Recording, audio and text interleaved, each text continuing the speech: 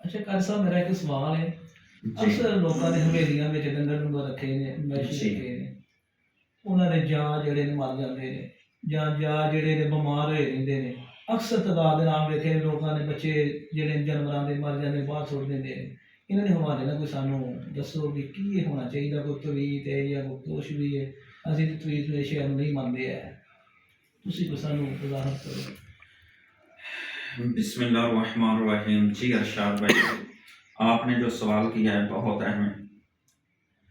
بات یہ ہے کہ دو چیزیں ہیں، ہر چیز کو ہمیں جادو اور جنات بھی نہیں لینا چاہیے، اور پھر ہر چیز بیماری دوسری میڈیکل بھی نہیں ہے۔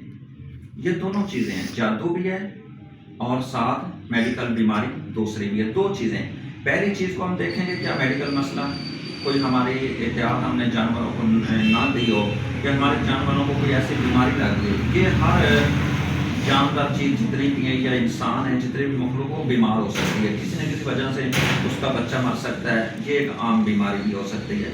اگر یہ مسئلہ بار بار آپ کے ساتھ پیش آ رہا ہے، بیماری نہیں ہے، ڈاکٹری طور وہ چیز کلیئر ہے، آپ کہتے ہیں کہ بالکل، اور وہ بار بار آپ کے ساتھ یہ مسئلہ پیش آ رہا ہے کہ آپ کا جانور بھینس ہے، گائے ہے، وہ بچہ دے ہی نہیں رہی، ٹھیک ہے نا، اگر وہ بچہ دیتے وقت مر جاتی ہے وہ خود بھینس یا گائے، یا پھر وہ بچہ دیتی ہے تو وہ بچہ مر جاتا ہے، ٹھیک ہے، یہ بار بار آپ کے ساتھ مسئلہ ہوتا ہے۔ تو ایسا یہ مسئلہ بعض یہ لوگ جادو کی وجہ سے یہ مسئلہ بنتا ہے کہ لوگ جادو کر دیتے ہیں حسد کی بنا پر، کہ دیکھیں کسی کا مال جانور چھپائے دیکھے اور دل میں حسد اور بغض آیا، اور وہ پھر ایسے بابے اور پیر کا رخ کرتے ہیں کہ وہاں سے وہ جادو کرواتے ہیں۔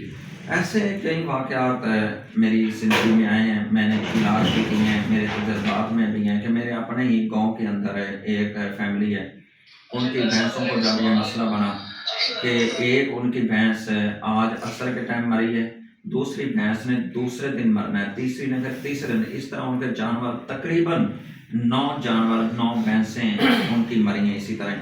آخری دنوں میں انہوں نے مجھے بتلایا، اس دن جمعرات تھی اور میں نے رات کو وہ ایک ان کی بھینس پھر رکی ہوئی تھی، انہوں نے کہا کہ سفیان بھائی یہ مسئلہ ہے، تو ہماری یہ بھینسیں اس طرح مر رہی ہیں۔ میں نے جا کر دیکھا، انہوں نے کہا کہ ہمارا جو چارہ تھا نا، جو ہم نے باہر بھیجا ہوا، اس سے گوشت ملا ہے، اتنا نا گوشت ملا ہے ان میں سے، تو اس میں سوئیاں تھیں یا مختلف قسم کا گوشت تھا، تو اس کے بعد ہمارے جانوروں کو یہ مسئلہ بنا۔ میں نے اس بھینس کو جا کے دم کیا اور وہ پانی پر دم کیا، قرآن پڑھا، قرآن کی آیات پڑھیں، سحر توڑنے والی شیاطین کو، تو جب میں نے ان کو کہا کہ اس بھینس پر یہ پانی چھڑک دیں اور پڑا بھی دیں، تو اللہ نے اس بھینس کو شفا دے دی۔ مگر رات کو ایک اور بھینس ان کی وہ چارہ اس نے نہ کھایا، رک گئی۔ دوسرے دن جمعہ تھا، میں نے جمعے کی تیاری کرنی تھی، پھر جو اس کے بعد جمعہ پڑھانا تھا، تو وہ صبح میرے پاس پھر آئے۔ میں نے کہا بھی آج جمعہ ہے تو جمعہ کی میں نے تیاری کرنی، کیونکہ مطالعہ کرنا ضروری ہوتا ہے، پھر جمعہ پڑھانا ہے تو اس کے لیے ٹائم نکالنا ضروری تھا۔ میں نے کہا بھی جمعے کے بعد، بہرحال وہ جب میں جمعہ پڑھانے کے لیے جا رہا تھا تو رستے میں تھے، وہ بھینس ان کی بیٹھ گئی تھی، تو پھر میں جب جمعہ پڑھا کے واپس آیا تو اس وقت ان کی بھینس وہ مر گئی تھی، تقریباً تو مرنے کے قریب انہوں نے ذبح کر دی، وہ کسی کام سے نہ رہی۔ تو پھر اس کے بعد میں نے ان کو کہا کہ یہ بھینسیں اپنے گھر سے نکال دو، ایک دفعہ کسی گھر میں باندھ دو۔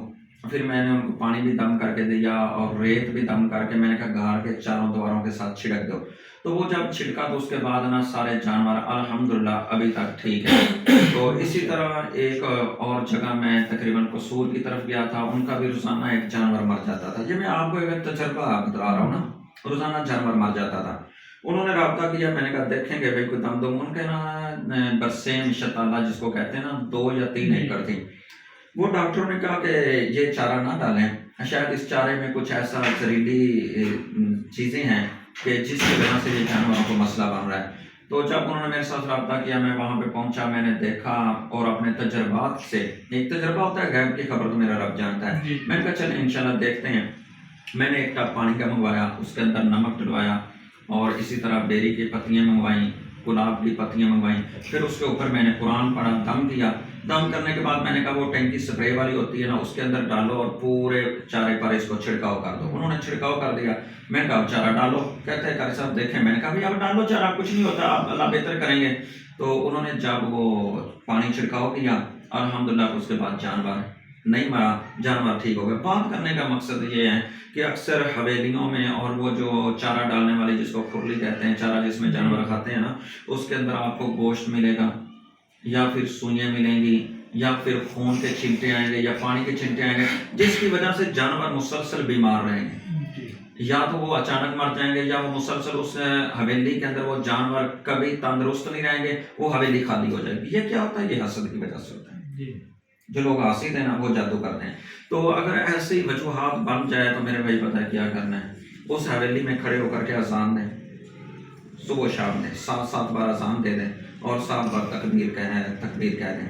اور اسی طرح آپ سورہ طارق جو ہے نا اور آیت الکرسی ہے اور سورہ طارق اور آخری 3 سورتیں، ان کو 7 بار یا پھر 11 بار یہ آپ پانی پر دم کریں، اور دم کرنے کے بعد ان جانوروں کو پلا بھی دیں اور جانور کے پیچھے کی طرف کھڑے ہو کے جانوروں کے اوپر چھڑک بھی دیں۔ تو انشاءاللہ اس چیز سے یہ آپ 5 دن 7 دن 11 دن عمل کریں، روزانہ اس طرح دم کریں، تو انشاءاللہ یہ امید ہے کہ یہ ٹھیک ہو جائیں گے۔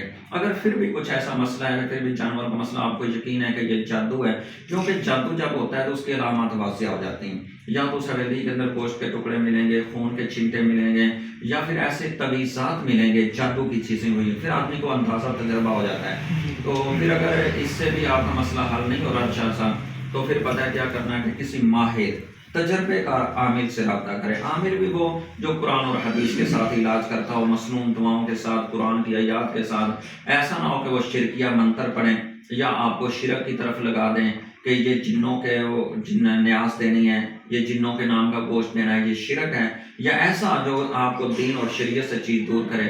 ایسے عامل کے پاس نہیں جانا، ایسے اچھے عامل کی تلاش کریں، نیک آدمی کی تلاش کریں جو اس چیز کا ماہر بھی ہو اور تجربے کار بھی ہو، تو انشاءاللہ فائدہ ہو جاتا ہے۔ تو یہ جانوروں کی سو باندھ دی جاتی ہے۔ یہ جو آپ نے سوال کیا نا کہ جو ہوتا ہے جانور، پہلا تو وہ ہے کہ نئے دودھ ہی نہیں ہوتا، اگر ہو جائے تو بچہ مر جاتا ہے، جہاں اس کا مر جاتا ہے، یہ اس کو سو باندھ دی جاتی ہے۔ تو یہ میرے محترم بھائی بہت بڑا حسد ہے۔ پیغام تو میرا یہی ہے کہ جو بھی میرے بھائی اس حسد میں آ کر کے جانوروں پہ ظلم کرتے ہیں، وہ یہ یاد رکھیں کہ دنیا کے اندر بھی اللہ ان کو عبرت کا نشان بنائے گا اور آخرت کو بھی اللہ ان کو عبرت کا نشان بنائے گا۔ دیکھیں کہ ایک حسد کی آگ کے اندر آ کر کے ایک جانور پر اتنا ظلم کیا جا رہا ہے کہ وہ بیچارہ اتنی تکلیف کے اندر وہ مرے گا، ٹھیک ہے؟ یا چھوٹے چھوٹے جانوروں کے بچے ہیں، ان پر جادو کر کے ان کو تکلیف دی جا رہی ہے۔ میرے ایسے کئی واقعات، ایک ملتان میں تھا، ان کا جانور بچانا، ان کا بہت فارم تھا بڑا، انہوں نے جب بتایا وہ ان کا جانور اچانک آگے والی ٹانگیں اوپر اٹھاتا تھا، پیچھے گرتا تھا اور مر جاتا تھا۔ انہوں نے جب بلایا وہاں پہ بھی جادو، انہوں نے بتلایا یہاں پہ خون کے چھینٹے، پانی کے چھینٹے، اچانک جانور ڈرتا ہے۔ تو الحمدللہ جب میں نے وہاں پہ اس کے فارم پر دم کیا، پانی دم کر کے دیا، اللہ نے اپنی رحمت کر دی۔